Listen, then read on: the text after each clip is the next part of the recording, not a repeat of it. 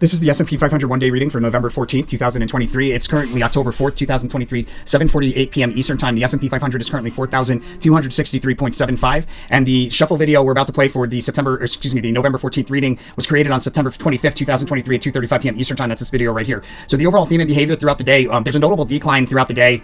We have a cross-reading congruency off of the high. The ruin card appears on the 15th, but it also appears at the end, like it's one of the cards in the November reading. So there's a lot of indication of a pretty sharp decline on the 15th, but I think it's probably from a high that's created today.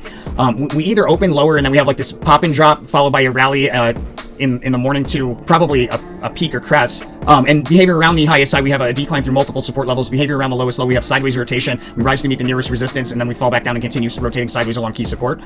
So we go from support to nearest resistance, back to support, rotating sideways. Advice to trade around a important technical price level. It'll be important on at least a 1-month scale. Interesting. And it looks like it's probably to the downside because we've got this low here early in the morning on the 15th. And then we've got this unicursal tomorrow as well. Very interesting. So guys, if you want to get this information sooner, you can actually go to our website. It's a good way to support the channel. Go to our website, tarotfortraders.com. Click on our services, SO Meta posts.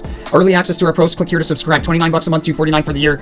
You get all of the public posts that come out on YouTube. They come out earlier on Tarot for Traders. And for those that are really serious about SO Meta analysis, the more time that you have to analyze the information, the better. So like planning ahead, finding the best trades. Somebody was talking to me about trying to do 11 trades to $1 million, and I was telling them they've got to look ahead and find the best, clearest trades in order to accomplish that. 11 trades to $1 million. What a feat that would be. Okay, so we have this pop and drop in the morning, and then after the pop and drop, we have this. There's probably a breakout, through at least one resistance, like right around the open or out of the open. But the rally there offers opportunity to open up a short position. Matter of fact, this is probably the key technical. Yeah, no, the low is where the key technical price level is. The low, like I thought. So there's a key technical price level here midday after we have a failed attempt to break through key resistance followed by a decline through key support, and then we come to a low probably around. We go from like a peak either first thing in the morning, but I think probably closer to the 10 to 11 o'clock hour, closer to 11. We go from a peak there into a failed attempt to break through resistance and a decline through key support, taking us to a low, and it'll be at a key technical price level on a 1-month scale. We'll do sideways rotation, attempting to establish support there. A notable move higher around 2:15, followed by a sharp decline there in that 2 to 3 o'clock hour as well. So notable move higher and then a sharp decline. It may be that there's bearish price swings, but I know there's a notable move higher there in the early part of that hour,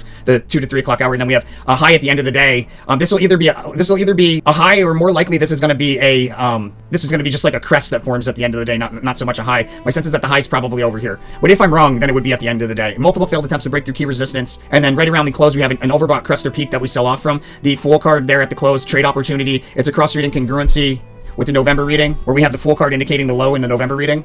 We have a lowest low here, indicated by the double X, and this happens to be at the end of the day. The way that I would do this is I probably opened a short position at the end of the day yesterday, and if we open lower, like if I have an opportunity like at the open before bullish behavior to close out of it, I would, and then in the midst of that bullish behavior, I would open up another short position and close it probably close to like 1 o'clock when we're attempting to establish support along a key support level. It'll be again an important technical price level on a 1-month scale at least, and we'll meet that low after a failed attempt to break through key resistance midday, followed by a decline through key support. So I would look to exit there. Yeah, see, I think there may be a high. I think this may be a high at the end of the day. So I have a notable decline in there. It may have been overnight, or if this ends up being a high at the end of the day, then my sense is we probably have a really big decline the following day. Either way, there's a unicursal for the sneak preview. It's crossed with a rally that increases with momentum. Unicursal is usually an opportunity to open up a short position before a notable drop. If instead we continue to go higher, what it does is it's marking a price level that when we have the next correction, will break down through that price level. It almost like works like clockwork most of the time.